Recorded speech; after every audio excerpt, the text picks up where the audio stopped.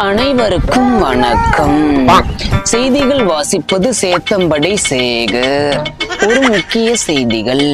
Election வருவதால் ration கடைகளில் ஒவ்வொரு வாக்காளர்களுக்கும் தமிழக அரசு 3000 தருவதாக மாதம்பட்டி மங்காயி கூறவில்லை.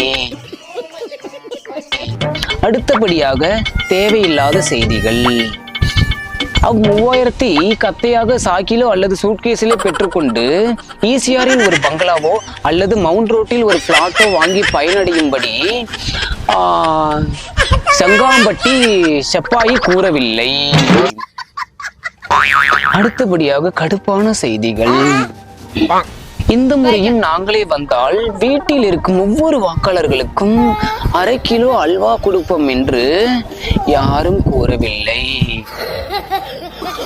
மேலும் செய்திகளை கண்டுகளிக்க www.vandimadiyara.com என்ற இணையதளத்தில் செய்திகள் வராது.